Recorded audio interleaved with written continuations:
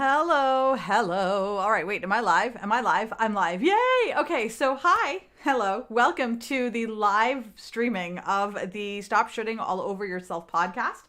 I am Vanessa Konecki, your host, and I recently just went live in my group by accident, so thank goodness I have a lovely community of people who are like, stop what you're doing, you're in the wrong place, turn away, go back. So here I am, and I will assume now that I am live on the Direct to Success page. Yay! Alrighty, so welcome to the Stop Shitting All Over Yourself podcast, the podcast that I created to help women take more joy in their business on a day-to-day basis. Too many of us work our businesses constantly to the bone. We get up in the morning, we roll out of bed working, we have a long list of things that we feel like we should be doing, a lot of which we don't even want to be doing, and we feel guilty for not doing those things. And the secret is that we don't actually need to be doing a lot of those things. And over the years, I found that as you discard more of these ideas of the things that you feel make a business successful, the more successful your business is. So I am super, super psyched. Oh my goodness, how interesting. The comments aren't showing up here. There we go. Now I'm on the right page. Here we go. Hello, world. I see you guys now. There we go. Thanks, LaFern, for telling me earlier. LaFern was the one who was like, yo, you're not on the right page. And I'm like, well, what page am I on? Like, I don't know what page I'm on, though, I get confused easily. Alrighty. So I realized that too many of us are miserable in our day-to-day lives. And we keep saying that as soon as I get here, as soon as I finish this, as soon as I do this, as soon as I finish this list, as soon as I get everything under control, then I'll be able to relax and enjoy running my business. But the truth of the matter is, like, you started, hi Lynn, long time no see, dude, how you doing? The truth of the matter is you started your business for a reason, and it wasn't so that you could sacrifice your present for your future. It was so that you could have more freedom, have more control over your life, make some money, but it was not so that you could work yourself to the bone even harder now than you did while you were in corporate. So the Stop Shitting All Over Yourself podcast is really about identifying those things that you may not necessarily need to be doing for your business. Maybe somebody else is doing it for theirs and it's necessary for them, but it's not for you. And to figure out what things that you may actually want to be working on in your business. There is a fine line with being content with the now knowing you're building versus where you're meant to be for sure. Exactly, right? Like, and the truth of the matter is we're all building. We are all always building. And I think one of the issues that many of us deal with is the fact that we're looking for a destination and end space. And we think that when we get to that finish line, that's when we'll be like, okay, I'm going to chill out. But Christy Dawn yesterday said the smartest freaking thing in office hours. She said it as a throwaway comment, but I don't think she fully appreciated how profound, I need to actually make this a little bit bigger, how profound what she said was. She said she realized that she's always trying to complete things and feeling behind because she hasn't completed things, right? But what she realized was that there is no completing things, that nothing is ever going to be complete. And she used laundry as an example, right? Where she's like, you finished the laundry today, guess what? You're going to take your clothes off tonight and you're going to have laundry to do tomorrow. So laundry is still going to keep coming. It's going to keep coming no matter what, right? And so in your business, the same thing holds true. And often we're looking for this place of completeness and this destination for the moment where we can rest. And what we don't realize is that rest is part of the journey that we're on. You have to rest in the meantime. You have to take care of yourself in the meantime. That it's not about doing all these right things for your life when you get there, wherever there is. It's about setting up the infrastructure now before you get to the end. Because if you get to the end and you still have all these bad habits, then guess what's going to happen? You're just going to do the same shit at the end. Okay. So you're not actually going to reach the destination that you're looking for. You might actually hit your goals, but you're not going to feel that sense of freedom that you were expecting from hitting your goals. And you're going to be sitting there going, I don't understand why I don't feel better. And I've seen this happen to many, many, many people who have hit their goals as millionaires. So like they wanted to be millionaires and they become millionaires. They wanted to be famous. They became famous.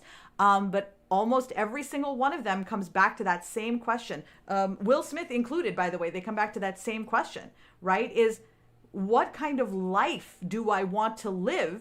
And then once I start figuring out how to put those things in place, I will run the business. Whoa. I don't know what just happened, but all of my comments just came flowing through like super fast. Oh my God. Okay. So, all right. So Mary Kim says that I got to figure out this. Oh, we're going to change this up today, by the way. We're moving the the camera into my bedroom, or the desk. So we're actually going to make some big changes today. So I'm really excited about that. Okay. All right. Jessica Hopkins, how did you not know that I didn't name my podcast Stop Shitting All Over Yourself? Jessica Hopkins, you named this podcast. So I just want everybody to know, credit where credit is due. I do not name things. I am very bad at naming things. If I name something, just automatically assume that I knew it was bad. If I give you a suggestion, like you should name your thing this, you should be like, no, Manessa, you don't name things. Like that's just, you do what you're really good at, Manessa, and naming things isn't one of them.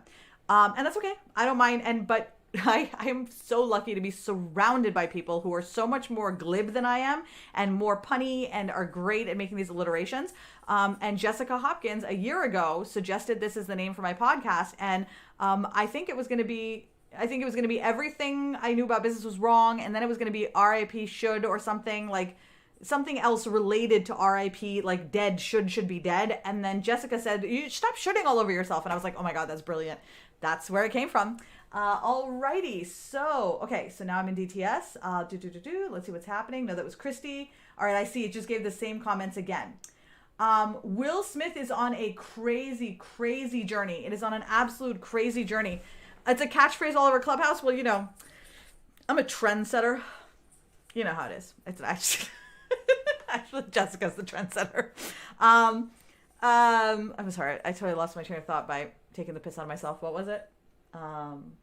We were talking about, Will Smith. Yeah. So, Will Smith is going on a journey. And the reason why I have his book here is because reading his book illustrated to me the fact that it doesn't matter whether you are Manessa Konecki living in, Plymouth, Mass, and just living a day-to-day life, or you're Will Smith.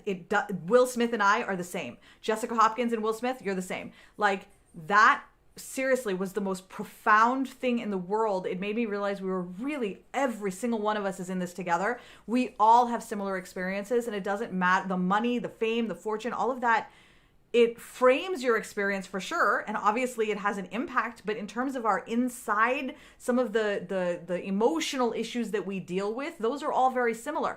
I was shocked at how relatable I found him as somebody who is the biggest movie star in the world. I recommend this book to anyone. I think it should be required reading for business owners. I think it's really, really, really clever. Okay. So today what we're going to be talking about for our, well, actually I want to ask you guys a question first. Two questions. First question. Okay. Before I jump in, because this is going to come up in the podcast, but I want to ask you guys this first. So let's say you're on the highway. Okay. You're driving, or maybe you're or driving in the city. It's fine. Either place. Okay. And you hit a traffic jam. Okay.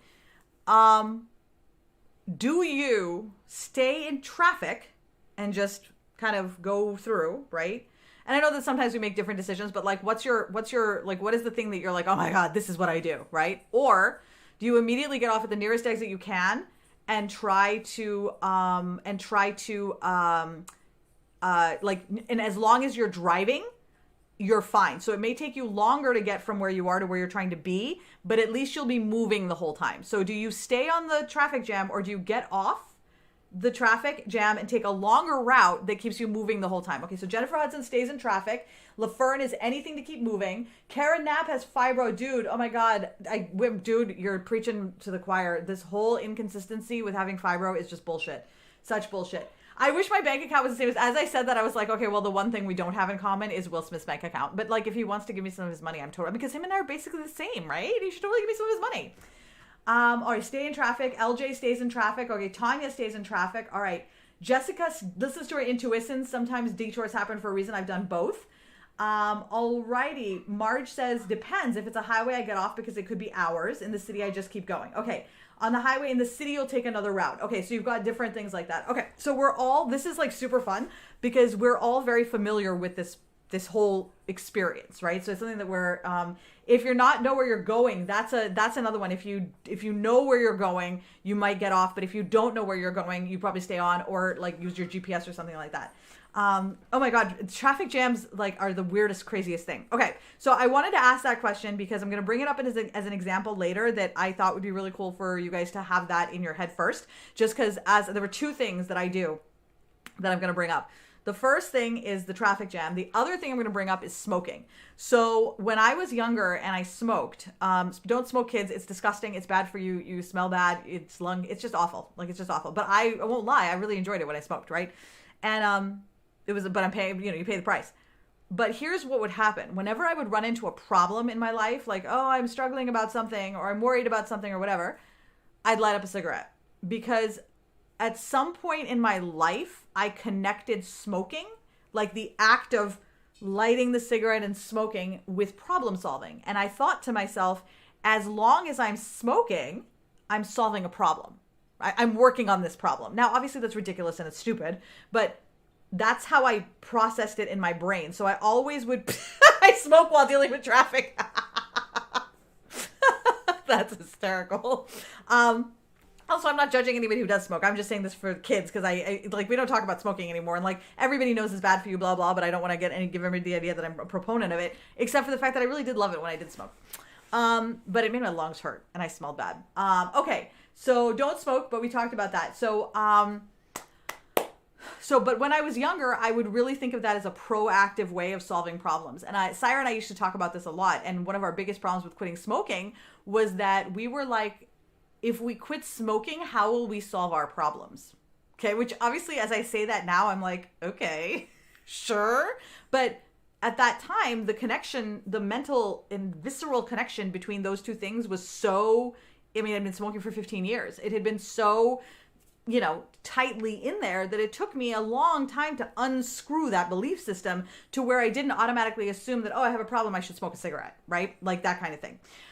So I want to, so I'm going to start with that, and then we're going to dive into the podcast now. All right. So let's go into my notes. So just so you guys know how we do this, I basically am going to be like, okay, we're going live on the podcast. I'm going to record the podcast. I will not look at comments while I'm recording the podcast, but when we're done, I'll come back and we'll talk. So feel free to have conversations amongst yourselves, talk about things, blah, blah, invite your friends. When I come back, we'll talk about it. Okay. So this is going to be all about how you're going to how we can deal with, running a business, when you have a chronic illness. So share this with anybody that you know who has any chronic illness, mental or physical, that they feel keeps them from running a business or having consistency or so on. So we're not going to talk too much about consistency today because generally speaking, with fibro or with chronic illness, consistency is a hard thing to come by. And I actually, to be perfectly honest, there's a really great way of looking at consistency that now that you've brought this up, can you PM me with that if you don't mind so that I remember it? Because I think I want to do the next podcast on consistency. I think that's a really good idea. It'll be a different type of thing, but like today I'm going to talk about something else. So I'm glad you brought that up. Okay. So we're going to hit the show on the road now. All right, ready? Let's do it. Also, if you guys who watch me usually could tell me if I'm less shrouded in darkness today, that would be good. I'm trying to work on the lighting. I guess it doesn't really matter because I'm moving from this space. Okay. I always hate the intro. I always feel like I'm going to mess it up. I always do. I just got to let it go. Okay. Hello, and welcome to the Stop Shitting All Over Yourself podcast. I am Manessa Konecki, your host, and this is where you come to let go of all of the things that you tell yourself you should be doing in your business that make you feel guilty. Because running a business is supposed to be fun and joyful and lucrative, and it's so hard to enjoy running a business if you're shitting all over yourself. So each week I bring you a thought about something that we have believed about business and about money and about income for most of our lives that is actually keeping us from being successful and is actually holding us back. And by letting go of that belief or letting go of that activity, we can open up so many more opportunities for ourselves. Today, I want to talk about chronic illness and business ownership because media and society have programmed us into believing that there's a certain way that you run a business. Throughout our formative years, the conversations that we've heard, so when I talk about our formative years, I'm talking like from probably about the time that you were 8 till maybe 20 something, the conversations that we heard about business, corporate, people working, jobs, life, just the general kinds of messages we received were about normal people. Okay. So normal people, and I use the word normal, just there's what is normal really, but we're just going to use normal. Okay. So, but chronic illness is almost never mentioned. And in fact, when I look back, there was an episode of The Golden Girls. Sorry. There was an episode of The Golden Girls where Dorothy had chronic fatigue syndrome. And it was the first time I was introduced to this idea of a chronic condition outside of my mother's migraines. Because my mother's migraines had always been there, but I thought she was outside the normal, right? I had migraines. I was outside the normal. Sire had migraines. She was outside. We were all weirdos, right? Then I watched The Golden Girls and I saw that Dorothy had chronic fatigue syndrome. She'd seen all these doctors, and to see that particular episode at that stage of my life was very, very formative for me. It was so important. It actually impacted so much of what I do now. So I'm so grateful for that episode.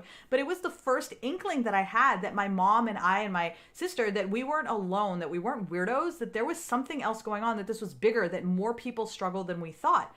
But thus far, the conversations that have been happening on a public forum in places where, people's ideas and people's minds and thoughts are formed, right? It wasn't there. So we were invisible. That's why they call them invisible illnesses. And the truth is even visible illnesses at that time were ignored and made invisible, right? Because nobody wanted to deal with it. So whether it was a physical illness or a mental illness, you were just getting dusted under the rug like you were not important, okay? Now, when I came to the States, which was in 1998, I felt like I was an outsider looking in, which was very interesting for me because I came from living overseas for so long. And I noticed that publicly still, no one was sick. There was one dude on my campus in 1995 when I went to Oregon, and he was in a wheelchair, but he was like the only person that I saw the whole time I was in the States. During that time, I was in a really, really small town, of someone who was differently abled, right?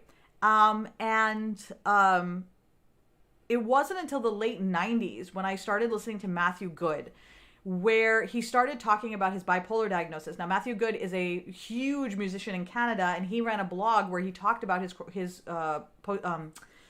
bipolar disorder. And other people who were fans of his felt that was a safe space, including me, to talk about our illnesses. And it created a really great community. And I was very young then, and I didn't consciously sort of think that, I'm going to do this when I get older. But I knew that I wanted to do something like that. I wanted to create a space where people would feel like that it was okay to talk about things that other people, they felt judged by, or they felt a burden for, or whatever it is. It just felt good to have a space where we could talk about these things, right? So since then, a lot has changed. So this is 1998, and a lot has changed, right? So when I came out into business, right? So a lot changed. People are talking about their mental health and their, oh my God, I'm sorry, pause, excuse me. I've got a really itch in my throat. I'm so sorry, Laura. You're going to have to edit these out.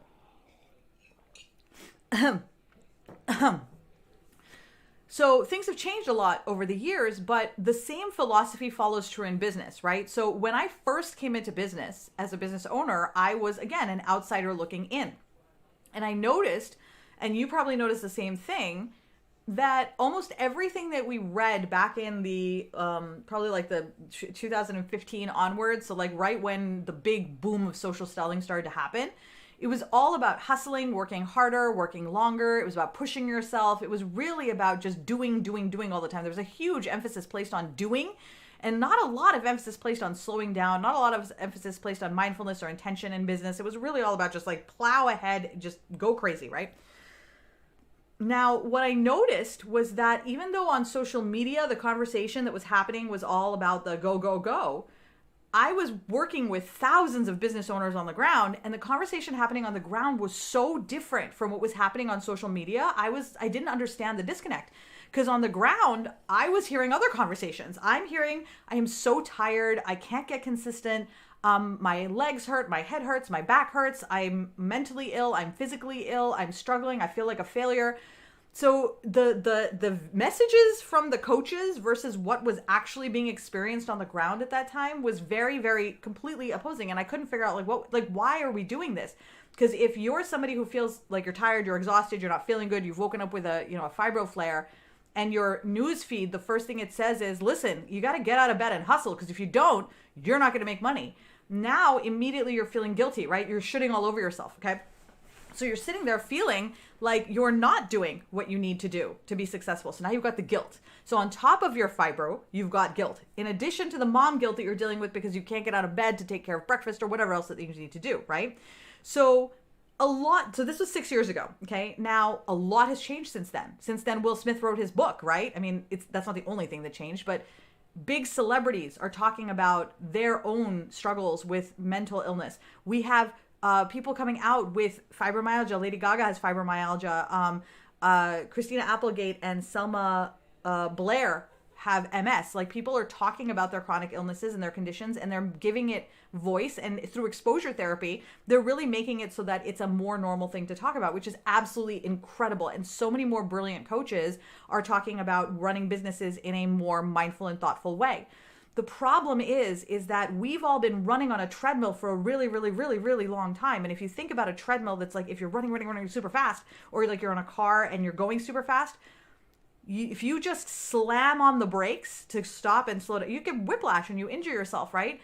And oftentimes, if you're going too fast, you may not even see the signs that are telling you to slow down or telling you that you need to go somewhere or do something different. So what ends up happening then is that even though a lot of these things change around us, we are still inside operating under that same belief system that we brought with us, which is that if you're not succeeding, clearly you're doing something wrong. Clearly you need to work harder.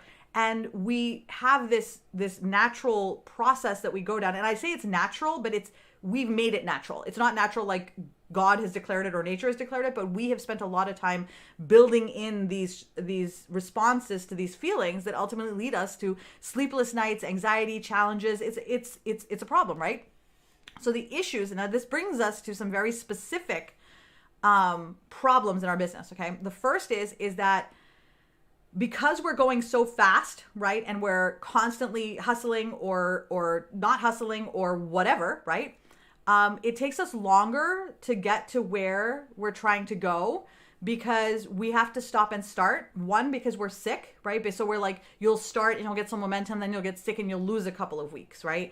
Then you come back and you're going to do the thing. So you're like, okay, I need to hustle to get past this. So you're like, I need to do email and I have to do email right away because I meant to have it done 3 weeks ago, but it's not done now. So I have to hustle with it, right? And so you dive into it, but because you dive into it so strong, you give yourself another flare and now you've given yourself, right? And now you feel guilty because of that. It's a whole cycle that we've all been through at least once, right? The second issue that we run into is that we feel like losers because we feel like we should be able to do this. Like, we're adults, we're grown women, we've birthed kids, buried parents, bought houses, had jobs, lost jobs. Like, we've done a lot in our life. Like, we should be able to do this. Like, we feel like there's something wrong with us. Life starts to feel like Groundhog Day because you keep setting goals that you aren't able to hit and then hit reset, start again.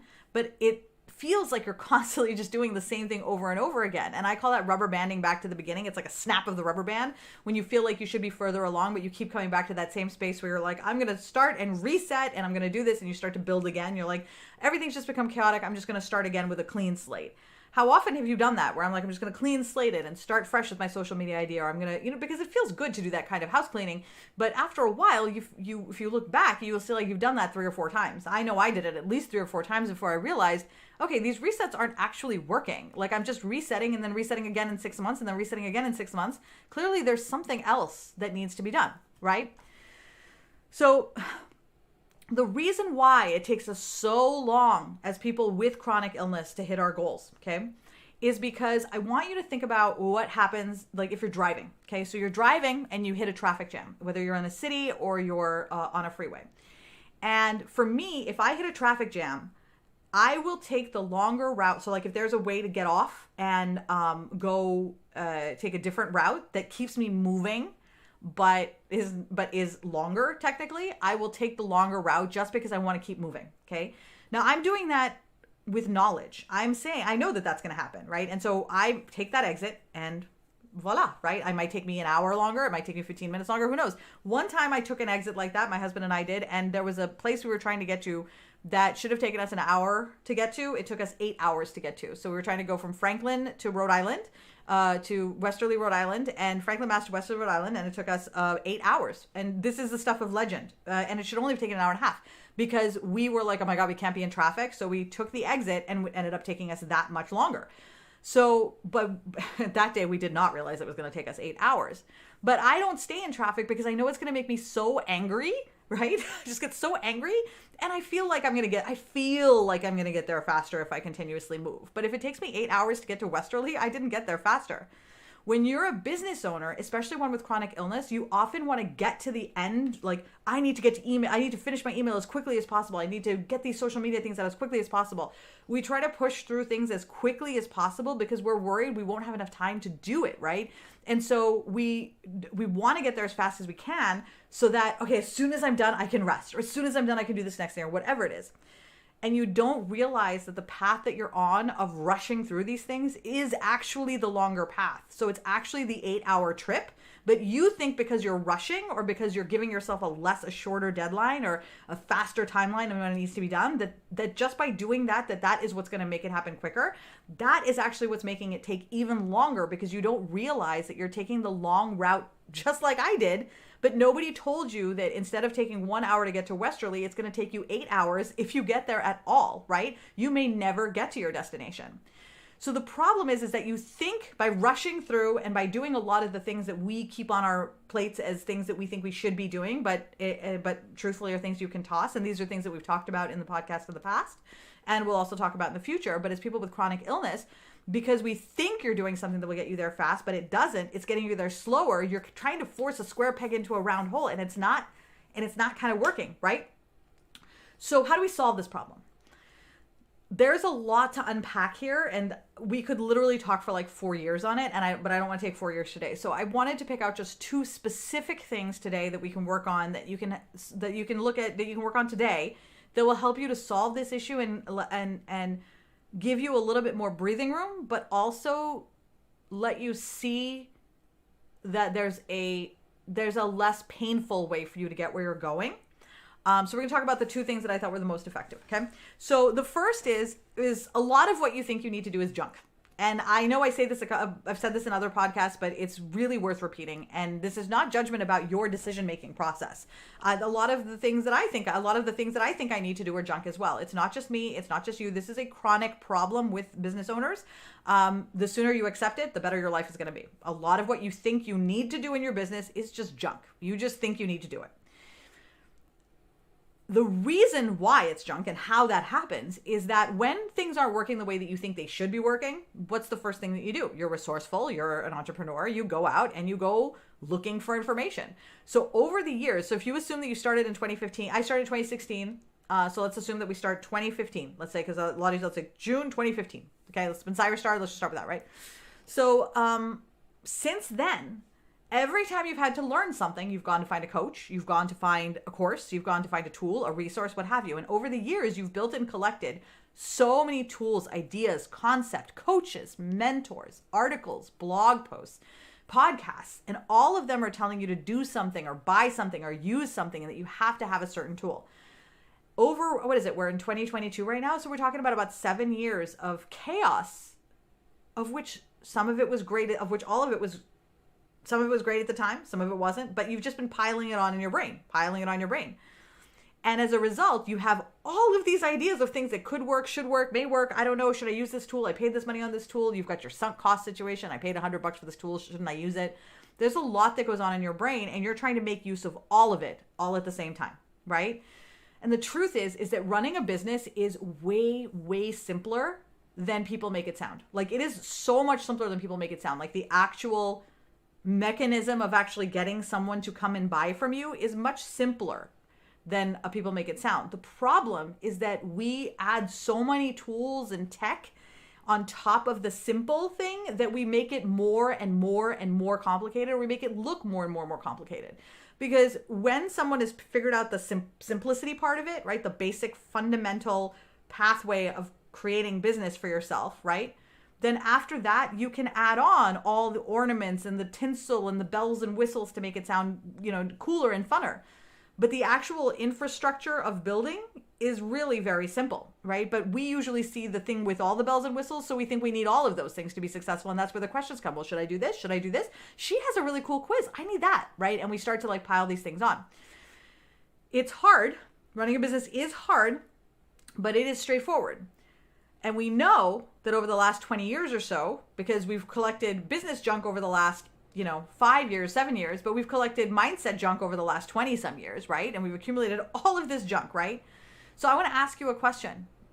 When was the last time you did a spring cleaning of your to-do list where you looked at it and you tossed things off, where you did a full comprehensive to-do list and then you toss things off based off of their lack of utility for you, or that they don't matter, or they're not important, or you made it fight for its right to be on the list? Most people don't often do to-do lists. They just make the list and do the thing on the list. Okay, I got to make a list and do the thing. Make the list and do the thing. There's a lot of junk that gets done if you're just making the list and doing the thing, because that has no prioritization, no intention, no overall reference to your overall plan. Like, what is it that you're planning on doing with your business? And so instead you end up doing a lot of things, but not making a lot of progress, right? Because it's not a prioritized list. It's just a list that you're writing down. And because you're not making a lot of that progress, you usually end up adding more things to your list. And that's why the things that actually create progress usually end up getting buried under all the other stuff that ends up on your to-do list, right? This is not judgment. It's so important to know it's not judgment. It is what it is. And you have to know what's junk and what isn't. Otherwise, it just keeps piling up until your brain looks like one of those hoarder houses, right? Now, if you're able to get rid of that junk, then suddenly you can breathe and move around. And now your life just feels more joyful. Okay, so that's step one. So step one is to get rid of all of your business junk. I'm going to give you a resource at the end of this to show you how we're actually, no, I don't think my keyword works yet. The second thing is it's okay to need help, okay? I know that you know that. So I don't want to sound condescending at all, because I know that, like, as chronic illness sufferers, we know it's okay to need help. But as a business owner with chronic illness, it's also okay to need help. You don't have to do it all on your own, because that's the part that most of us miss. We're like, okay in our personal lives doing it all by ourselves, but in business, we're like, no, I got to do it all by myself.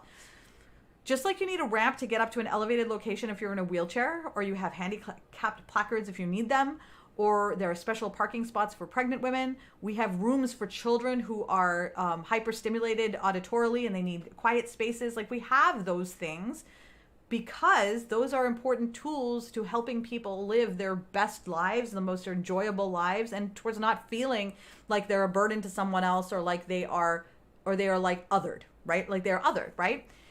There are tools like that for business. Alex and I were yesterday, a couple months ago, we were at a restaurant, and he said that, I can't remember what he said this about, but he said, that's a crutch. And I got so defensive when he said that it was a crutch, and he couldn't understand why I was so defensive. And he said, Manessa, he's like, I have to ask you something. And I was like, okay. He's like, what's wrong with having a crutch? And I didn't really have an answer for him, because I realized there's nothing wrong with a crutch. There's nothing wrong with, because he said, because most of the time when we use it, we say, oh, you're using that as a crutch, as if it's a bad thing. But a crutch helps you while you're healing, or a cane will help you walk, or anything that helps you live your best life and make more money. If it's a tool that's a cane, then use it, right? Don't just not use it because you don't want to. If it's going to make you more money, just use it, right? Whatever that thing is. The hard part for almost all of us, and this was a really hard part for me, was letting go of the person that I thought I was. There was a time where I was an able-bodied person. I had chronic migraines, but I was mostly pain-free, other than, I had not, as my 25, 26 was when I started suffering from chronic pain. Before that, it was just my migraines. That's all I had, and back pains, but not major. It was fine, right?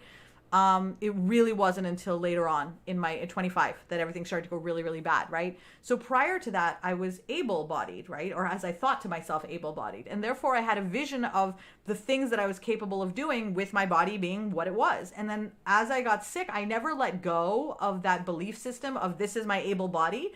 So it's almost like you take off my leg, okay? And then you don't give me a wheelchair, you don't give me a cane, you don't give me anything. And you're like, now run a marathon. And you're like, but I only have the one leg. I can only hop. Nope, you have to run the marathon. And if I don't know that I only have one leg, so I'm trying to run, I'm just going to keep falling over, right? Because I don't understand that I have one leg. But the second I'm like, oh, I only have one leg. I need a prosthesis. I need a cane. I need something, right, to help me do that. Now suddenly I can run the marathon, no problem. So the real key is acknowledging, how are you different from what you thought you were going to be? And that's really hard, because that's a lot of internal work that's there, right? So that was very hard for me, so that's the first thing. And then the other thing is you have to play the game. Okay, so when you talk about needing help, is you have to play the game that exists out there in the world for business, not the game that you wish existed. And too many, in fact, almost all of the people who come to me who need help are trying to play the game that they wish existed and just push through things as using the chaos in the brain and just doing what they think should work. And it doesn't work that way, but they want it to work that way. And that's it, right? And that's another thing. And it's really important to reflect with yourself and ask yourself, am I just wanting, and am I just trying to, am I being, and I'll be really honest, I was a very petulant brat about this. I said this to my husband many times. I said, I don't like the way the world game is played. And I was just like, I don't like it. And he said, okay. He's like, well, what are you going to do about it? He's like, you have to play the game that's out there. The systems that are out there, you have to work within them. You can change the systems, sure. But in order to change the system, you still have to work within the system to change the system, whatever those systems are. And for me, it's the mindset about business, right? So we are ill. We have chronic illness. We have a framework around which our lives exist, and we have to run our lives around that. It is a different framework from an able-bodied person. And as such, we need different tools. And we can't keep pretending like the same tools that work for everybody else is going to work for us. And that's what we've been doing the whole time, is we've just been trying to take what works for other people and plug it into us. But we're not those people, right? So the thing to keep in mind here, and this is, I'm gonna wrap up now with the solution. But the thing I want you to know is that when you run a business, your chronic illness is actually your superpower. And I will do a podcast on this, but your chronic illness is your superpower, okay? It's going to give you an instant connection to people in your audience who have chronic illness, because the second they see that you have fibro, they're going to be like, oh my God, I have fibro too. You have chronic pain? I have fibro. Oh my God, we're both in pain all the time. It doesn't have to be the same thing, but just using the words of chronic illness will attract people like that to you. And they will want to support you, and they will want to be a part of your community and give you their money, right? Because you will be giving them the space that Matthew Good gave to me 20 years ago, right? The space that I provide for you in a business setting. You will then pay that forward and create that space for your audience, right? The second thing, I cannot recommend this enough, and this is really important if you want to work through some of these issues, is get into therapy. Therapy is not just for people who are broken or for if there's something wrong with you. Therapy is an amazing business tool. It is one of the best business tools that I have ever had. I've talked to my therapist about course ideas, about my target audience, about how I'm feeling about business. She helps me work through a lot of these issues when I'm going through them, because your business doesn't run in a vacuum. You are a human being with your own soul, spirit, things that you're dealing with, and you bring those things to your business, which means you have to work on those things. So having a therapist is really important. So what I would recommend is head over to Psychology Today, and they have a tool that will let you search for a therapist. Or if you're having trouble, you can send me a message and just let me know that you're looking for a therapist and let me know where you're at. And if I have somebody, I will connect you. I have a huge network of therapists all over the country who are taking new patients, and I can find you somebody, okay? I also want to recommend downloading Headspace onto your phone. And checking out their meditation on self-compassion and prioritization. Both of those have been really, really helpful to me in terms of reframing my perspectives. And then lastly, I want to recommend that you head over to hustleproofyourlife.com and download this tool that's there. So that is my Hustle Proof Your Life tool.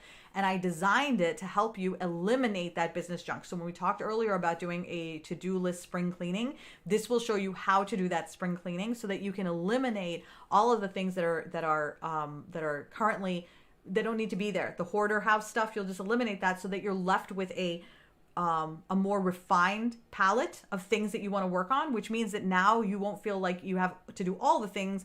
You will feel way more in control over the things that you actually need to do. Because the problem that we run into is that being sick all the time, it sucks.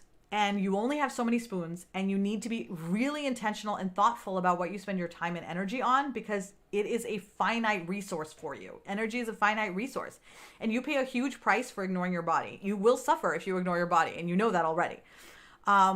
There's not a lot of conversation out there about navigating this really complex space of being super successful, making money, and feeling confident about your income systems while also trying not to die on the bathroom floor. But it is absolutely possible. And it doesn't require a huge life overhaul. It's just one of the steps in this podcast will help you feel more like you have a handle on your biz, whether it's the therapy or the hustle of your life. Just one of them will make a huge, huge difference. And it will give you a glimpse into what's possible for your future. But please do not keep that to yourself. Share this powerful podcast. Sorry, but don't keep that to yourself. Share this powerful info with your friends, family, and business besties. Your views help other people in your shoes find us. So please head over to Apple iTunes, where we are finally able to get added, and let them know what you think. Bam. Okay. All right. Okay. There you go. All right. So, okay, let's come back. Okay. All right. So, Jennifer, when I snack when I get stuck on something business related. Okay. And now, Jennifer, when you snack on something, I'm curious, like, do you feel like you're problem solving, like in your mind, you're like, oh yeah, by eating this snack, I'm definitely like the act of snacking. Because for me, it was I didn't actually think about solving the problem. It was literally the act of smoking that was solving the problem. Like, oh, I have a cigarette. This cigarette is solving my problem. I have no idea how that works, but apparently that's how it worked. Okay. Tanya has lupus and rheumatoid, fibro, and osteo. Oh my goodness, dude. Thank you so much for sharing. There's been weeks when I couldn't get out of bed, dude. And those are the weeks where, and this is why it's so important, because once you've eliminated half of the things on your list, right? So you get rid of all those things, so now you have less things to do, which means you can be more measured and intentional about what you do. And what ends up happening then is that you start to notice the impact that all the little things you're doing actually have on your business. So when you get to a day where you're not feeling good, so like you wake up and you're having a flare and you're just like, you know what? I don't feel good. I am not getting out of bed today.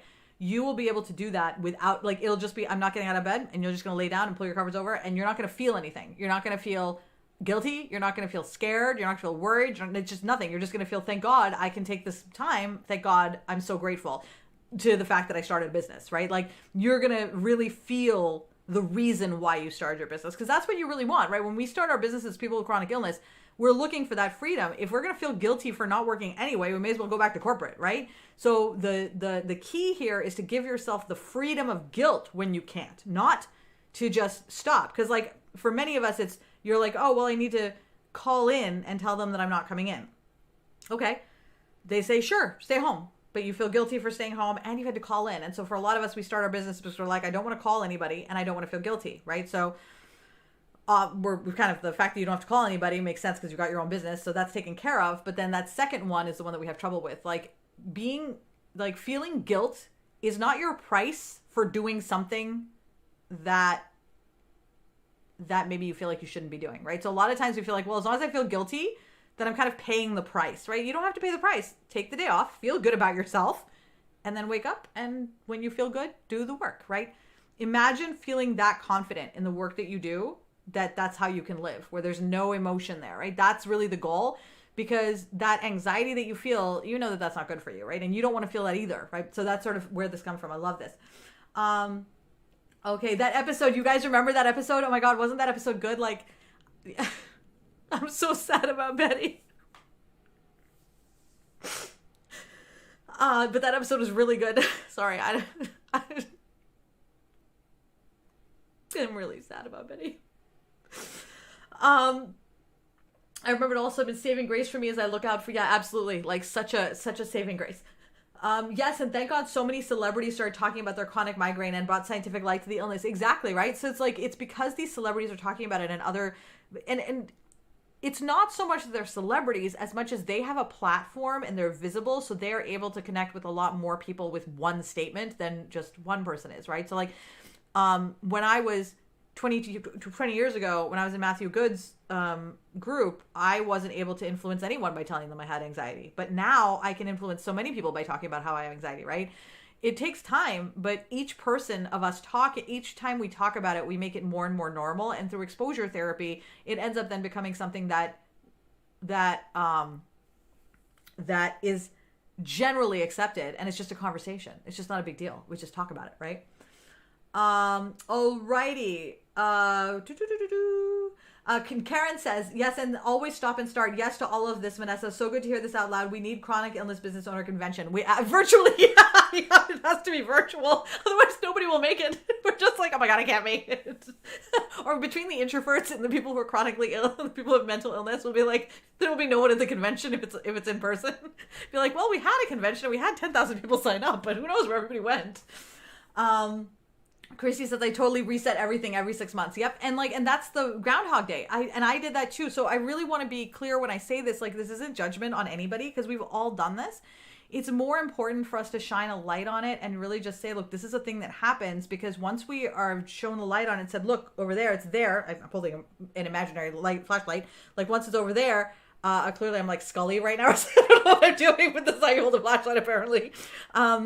That it's I totally forgot what I was saying. Right, once you shine the light on it, you're able to then neutralize it and actually. But the problem is that, like, for many of us, we think of those resets as like, oh, I'm doing something for my business, but really all we're doing is pacifying. And we go through these cycles a few times before we realize that's what we're doing. Christy, you just had that epiphany this year, right? So like, and I had that epiphany, I believe, probably around maybe the year before last. Like it was somewhere in the last 2 years I had it. I definitely know 2021 I was good, but it was somewhere in the 2019, 2020 area. Absolutely. Lynn says, you discover so much on those side roads, dude. Absolutely. But that 8-hour drive, like I was literally in Franklin, Mass, driving down to Westerly. It should not have taken me more than an hour. And it took us 8 hours. And people, like, we got there at 9 p.m. And like on our drive, people kept calling us and being like, when are you going to get here? And we're like, I don't know. And it's the thing that we all still joke about. Remember that time it took you 8 hours to get to Westerly? Oh my God, you're speaking to me. My word of the year is refine, as in dump all the unnecessary crap and hone in on only the best. Love it, dude. That's exactly it. Just dump the crap. It's okay. Here's the thing that just do not fall in love with your creations.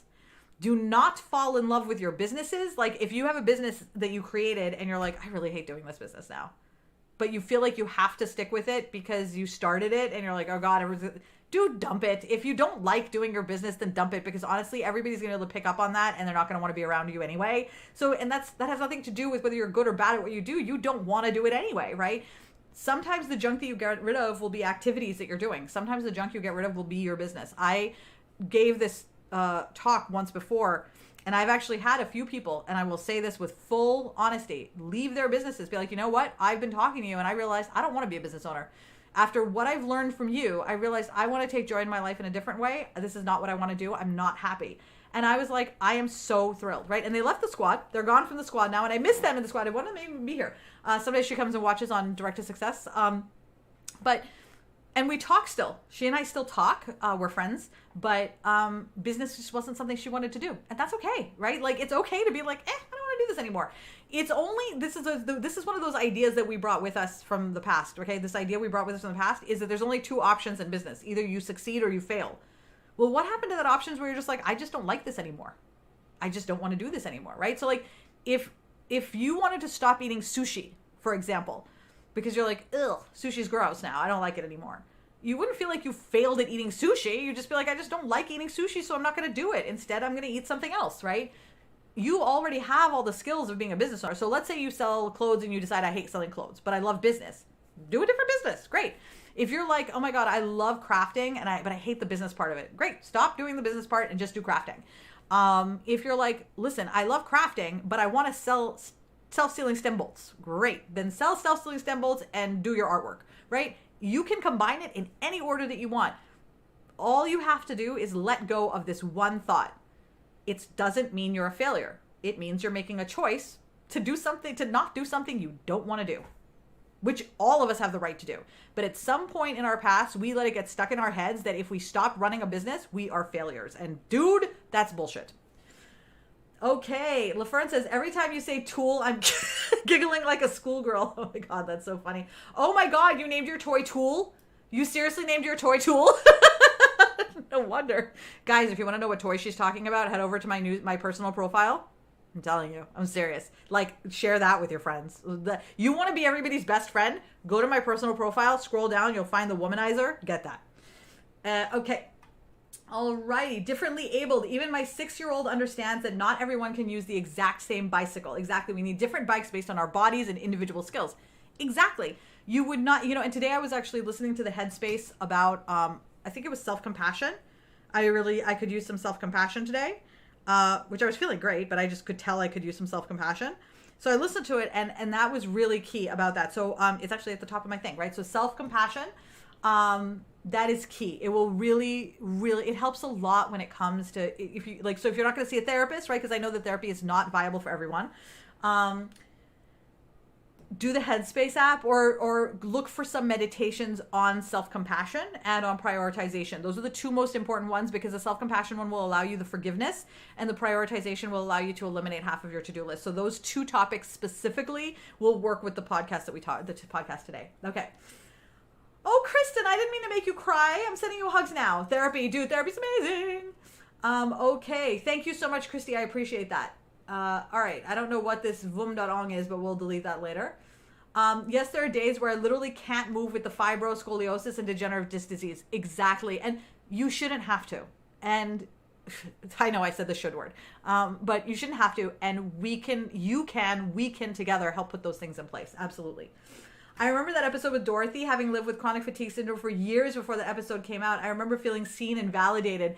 I can't imagine how validating that episode would have been for somebody who had chronic fatigue syndrome or has chronic fatigue syndrome. Like, especially at that time period where no one was talking about things like this. And I mean, the Golden Girls were always great for that. Like, they broke the bar for so many things, which was amazing. Sophia, dude, I'm so sorry. Okay. It also, this is an FYI. Somebody here said Voy, FYI. And I just want to say that if any of you guys watch The Lower Decks, Voy is a really great abbrev for Voyager. It saves so much time. Okay. Cindy says, I missed some because my daughter-in-law wanted to video chat. Oh my goodness, how wonderful. But at one point you were talking about clearing out our to-do list. I did that this weekend. My motto this year is plan, do, grow. I love that. Dude, I want to share it. Send me your graphic. I want to see it. That's amazing. Oh, the guy. Oh, I see. The guy was named Tool. I see. And your toy is named Bob. Okay, got it. Toy is Bob. Guy is Tool. Oh my God. I can't. I felt so free after I gave up direct sales and started focusing on something that speaks to me. Exactly, right? For some people, direct sales is your way to go. For some people, it's not. It's actually and it's funny because I was talking to somebody about this the other day, and they were like, I would never go back to direct sales. It's just not right for me. They want the full independence. They do not want to deal with the home office, that kind of thing. Fabulous. Love it, right? I have another client who just loves direct sales, and it's just the community, because she really loves it for the community. She does a lot more in the community. For her, she stays out of the drama and really just focuses on her business. And because she's in the squad, she doesn't need to deal with all the junk that usually happens in direct sales companies, because she can stay outside of that, which is amazing, right? Because a lot of the reasons that people do not want to be in direct sales companies, like people who are in it and they're unhappy, is because you're too busy chasing what the direct sales company wants you to do, and you're not doing what we talked about in this podcast. So this podcast is actually specifically helpful. And I say this as someone who has been in direct sales, who thinks that direct sales is a fabulous springboard for starting a business, but that doesn't mean that it doesn't come without its dark corners and secrets. And one of its dark secrets is that there is a tendency to hold everybody to the same standard and create a really cliquey environment around goals and success. And I think that most people will find more happiness in direct sales and more joy in direct sales if they divorce themselves from that whole part of it and really focus on the direct sales company is your wholesaler of stuff. They will keep you advised into what the product is, the things that you need to know about it so that you can sell it to your audience. But in terms of actually building your business, do that outside of your direct sales company. Find yourself a coach that will help you do it. Your direct sales company probably can't help you. Okay. Can you share the link? Okay, so the down link for Hustle Proof Your Life is hustleproofyourlife.com. Christy can share that with you, but I will also, in the meantime, I want to share one more thing with you guys before we wrap up, okay? So I am going to tell you this right off the bat because I wasn't going to, but I'm just going to tell you. So the Social Strategy Squad is closed all year round. I open it up twice a year, but I'm actually going to do a flash sale for it sometime this week. Katie's writing the email and stuff like that. I don't usually talk about these kinds of things. I think Stu said not to, but you know what? I'm not going to make this a secret flash sale because I know that so many of you have been waiting to join the squad. If you've been waiting to join the squad, head over to thesocialstrategysquad.com. Make sure you get your email on the waiting list. We're going to send out an email this week or the next. I'm not, Katie's writing it, and I was a little bit delayed, so I believe it might be next week because I think the flash sale is going to be going on. It's going to start from Stop Shitting All Over Yourself I know it is. Stop Shitting All Your Stuff next Wednesday at 10 a.m. until next Thursday at 11 a.m. We're going to run it for 25 hours, and we're going to actually stop the sale right after Siren Night and the S&M show. So make sure that you get on the waiting list if you are not already there, because one of the things that I want to share with you, especially if you're someone with chronic illness, is that the system that I've put together in the Social Strategy Squad is two things. One, it's designed to be exactly that, the simplest pathway from stranger to buy from me, right? With the very simplest path so that you get that down so you don't lose any people along the way, right? And then the second thing that is very accessible. There's many different ways for you to engage with the content. I did that, and I switched to searching specifically because of this, because I had some people who weren't able to access the content because they are hard of hearing or had other issues, and I felt devastated because of that, because I never want to exclude people who I'm actually specifically trying to include. So I went in and switched to searching. So you can search the videos. It will find you the exact screen, the exact spot in the video that you need to be on.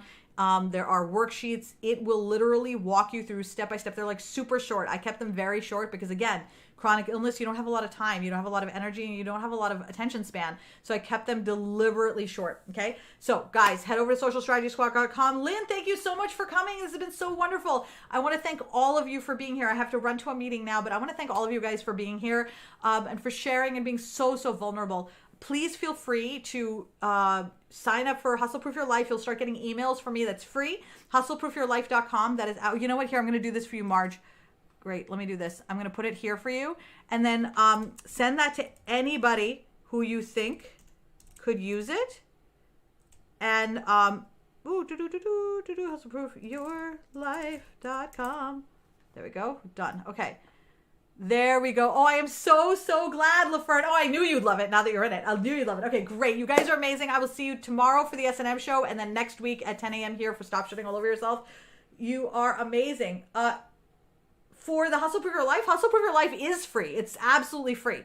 Let me get back to you. Let me get back to you because, Marge, because I want to make sure I gave you the right link. If not, I will get you the right link, but it's totally free.